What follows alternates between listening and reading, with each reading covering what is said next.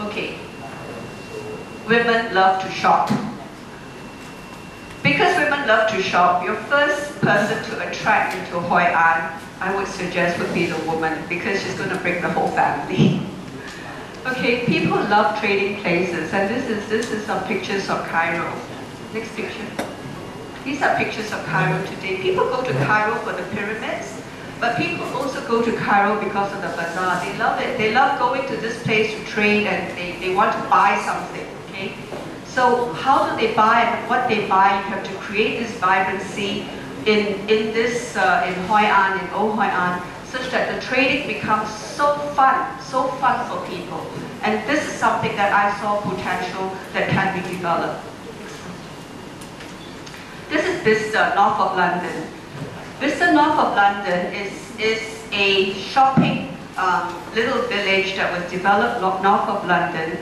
And basically they recreated the old cottages, but what they put into the old cottages, it's like, were new stuff. And when I was in Bicester, this was 2009 again, I was standing next to a lord and a lady and whatever, and they were very busy buying things, all at discounted prices, and they were, you know, asking for more discounts. And I felt really thrilled because I'm standing next to this lord or this lady, and she's buying and I'm buying, and I thought, wow, this is great. Next slide. And this is Bicester. You see, you have that setting. You can create and you can use retail concepts and change, you know, the shopping in parts of Old Hoi An.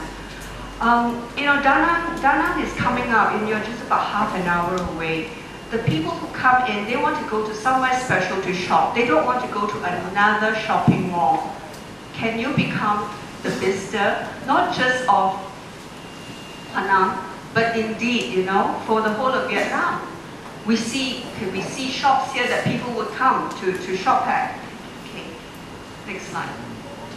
Tippy and Matthew. See, I was supposed to present tomorrow. I was going to wear my Tippy and Matthew bangle that I bought for $800, and I look at it, it looks like it's $30.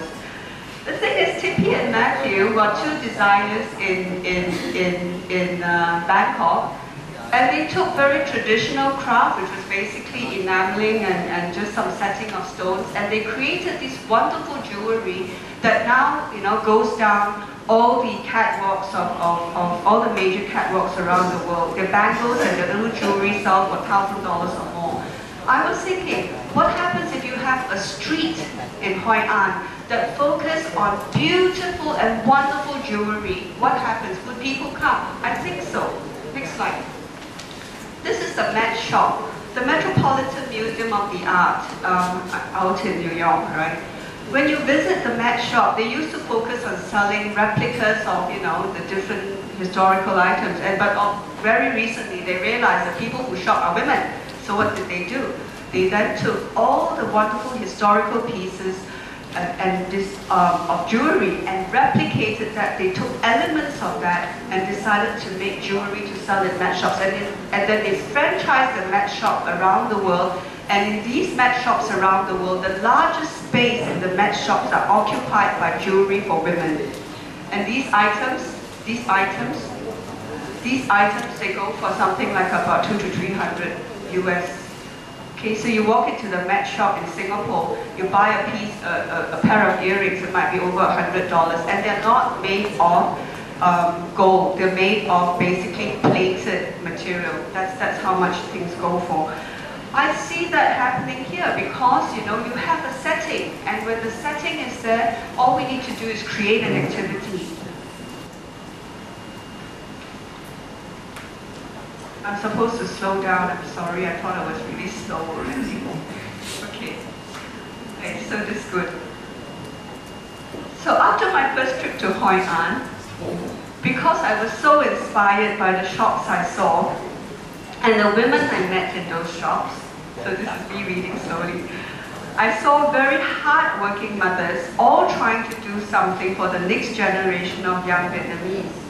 Women who work through the night to sew outfits for tourists to earn US dollars for their children. And I was very happy to spend that money because I thought this is wonderful. So when I returned to Singapore, I developed an idea together with my friends of something called the Asian Fashion and Design Institute. And this is something that I hope the foundation will get to work on by bringing expertise of design into Hoi An to raise the level of dressmaking. Okay, the total presentation of this is much longer. I'll just give you a few slides. Next slide. You see, you already have all these abilities here. What is there to stop us from taking those outfits that basically you would see in most Hoi An shops into the nostrum of the world? What stops us? You're 60% to the mark of where your items can be marketed internationally. I say this because I used to do design, and I used to do designing of clothes, that is, and I used to have my designs go down a runway in KL when I first came back from my studies in Australia, and I look at all these items that you have in the shops and I go, wow, you guys, you are 60% to the mark. So what is missing? 1, design and new concepts. 2, the use of materials. 3, quality control. 4, marketing, branding, and global access. What other things are missing? Can I have the next slide? Things like fasteners, buttons, zips, material mix, cut, quality control again. In the 1960s, okay, when Dr. Albert Vincenius of the World Bank came to Singapore, he said to the Singapore Economic Development Board then, that was in the Fullerton building that Victor showed, okay, earlier. He said to the Economic Development Board, we should give every woman, okay, in Singapore a sewing machine, because that's the fastest way to change the economy of Singapore. And indeed, that's what Singapore did. They put every woman to work on a sewing machine. And then we went down the industrialization path, as I said, and then today, from whatever our value added per worker was back in those days, which was less than 1,000, we are today, you know, running at close to, you know, one of the highest in the world, about $60,000 per worker by way of value added per worker. What I think, you know, can be done here is, next slide. These are some of the things that you can do by creating new designs and bringing new designs into the dressmaking skills in Hoi An. And the use of technology. There is a machine that can take your body measurement, okay, it's called a facsimile machine, and basically a woman or a man can walk into this box in New York. That box can take the measurement of the person, and those measurements can be sent across by internet to any site that can basically make that outfit. And when that outfit is made, that outfit can be brought back into New York or London and be sold. Okay, those outfits that are sold in those markets would be selling to close to $3,000 US. Okay, these things can be done. So from the dressmaking skills that you have, by raising the level and the capability of your women, and by looking at very simple things like quality control, design, fasteners, branding, you can actually be changing the economic pattern here.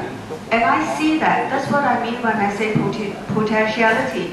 You can go to a place and try basically to teach people how to sew, but here you don't need that. You can try to teach people to be hardworking, but you don't need that here because people here know how to sew and they are already hardworking.